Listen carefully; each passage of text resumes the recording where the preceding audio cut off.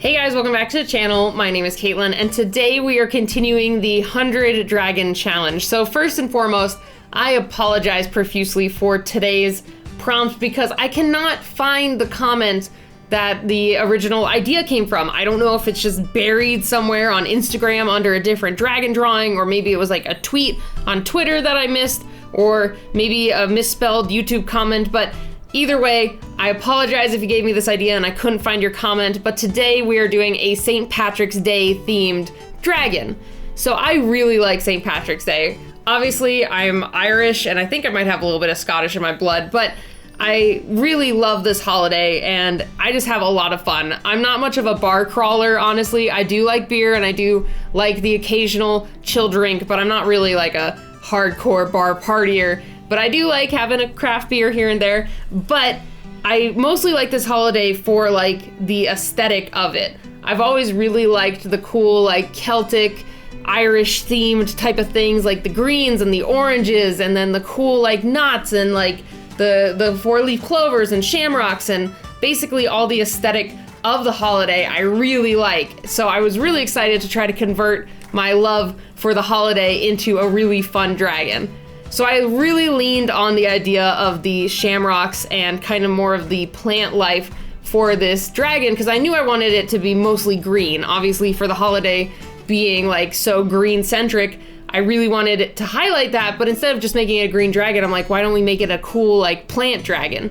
So at first I tried like a lot of shamrocks to the point that I even thought of trying to do like giant wings as shamrocks, which you're gonna see here in just a second during the sketch, but it didn't feel right. Like I couldn't figure out why I didn't like wings on this guy, and I just didn't like the idea of putting these big plant-like wings, and I just see this guy more as like maybe he's at a really old stone temple, like or like an old stone castle, probably more so than anything in the Irish or Scottish countryside, and I don't know, I just imagine him being this really cool looking like rock sculpture, and I just didn't think the wings lended very well. So I really leaned on just imagining if this guy was a big rock dragon with some really cool like carvings and maybe some like knots here and there, like especially in his horns, and then he's just covered in patches of clovers because like around my house at least we have what we call green belts, which are just big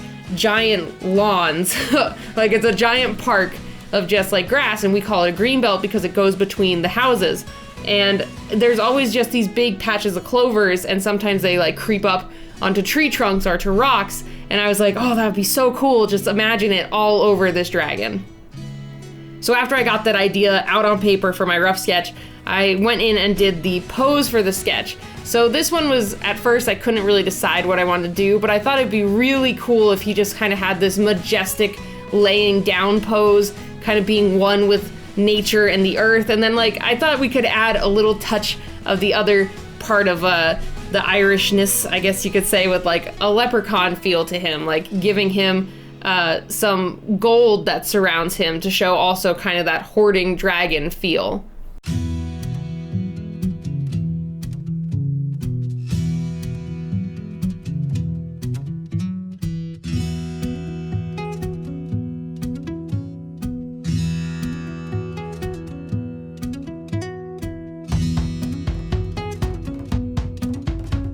And I made sure to really ham up all of the aspects of giving him the clover, or like the three-leaf clover, or lots of organic looking shapes. For example, along his chin, I had a lot of fun adding these little dangly bits underneath it that were like the plant life type of look. And one thing that inspired me for that was there's these amazing seahorses. I think they're literally called, like one of their nicknames is like a sea dragon.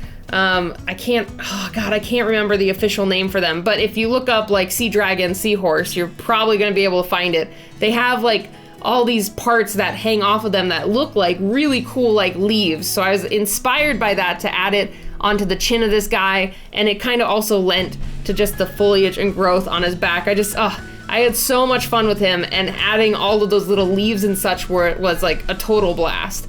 It just all came together so well, and I don't know. I find this guy really cute, and I love the foliage and making plant dragons. I've been really liking plant stuff. I don't know why, because I used to hate it. Like, honestly, I still kind of struggle with painting backgrounds and doing certain background imagery, but I've been liking the idea of plants more. I don't know why. I don't know what happened, but like, they're just so fun. And maybe it's because they're so like organic, and you can get away with doing whatever you want with them, because a tree can grow almost in any direction. I mean, some will grow straight up and some will always be curvy, but you can kind of play around with that and just have fun with nature, because it doesn't have to be rigid and perfect like a building. And I think that must be why I like it.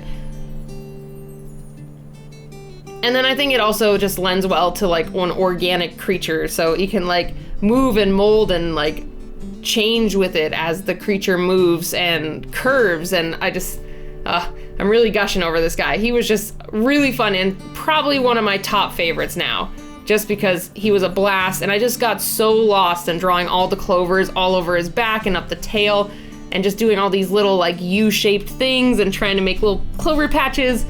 It was just so much fun, and I had a blast just doing the line art for this.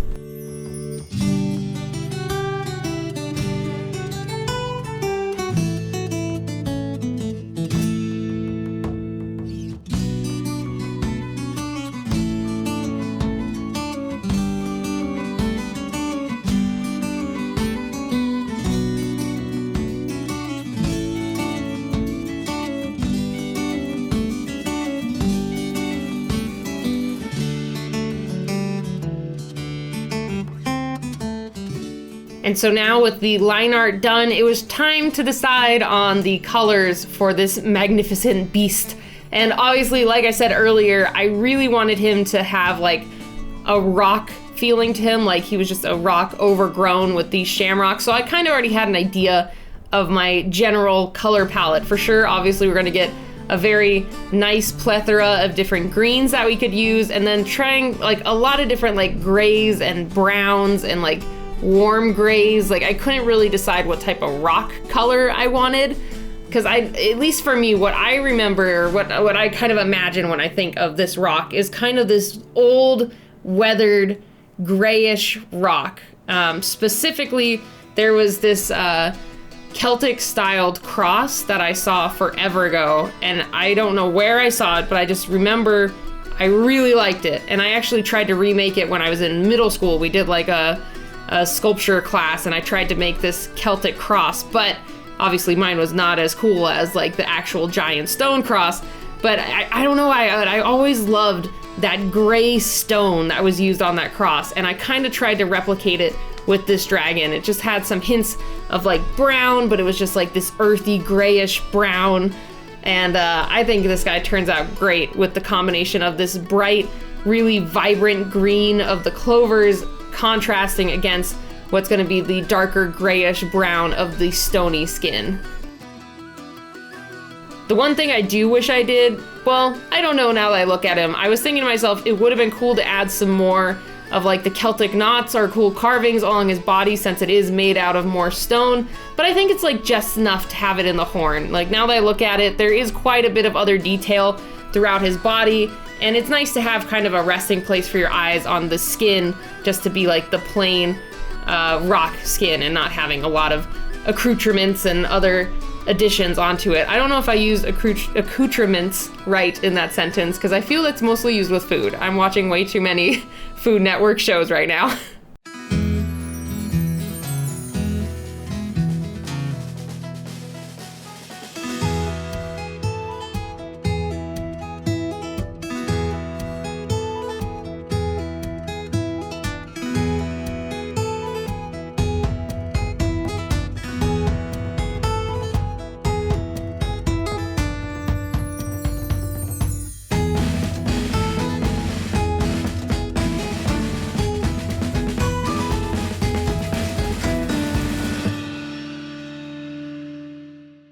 So before we get to the end of this guy, I do want to give a shout out to a couple people in our community for the 100 Dragon submissions. So like I say every video, you guys can submit your interpretation of this week's dragon on Instagram or Twitter by using the hashtag KM100Dragons, and then I pick a couple to feature every week. And you guys have been doing amazing. Like every week has been really cool, and I just wanted to give a shout out. It's really hard for me to feature them depending on if I can download them or not, but for the people who have been doing animations, like it's so adorable to see your animations and your ideas in terms of the dragons like being like moving. So first of all, Dragon Witch, I'm sorry I missed your sloth dragon animation.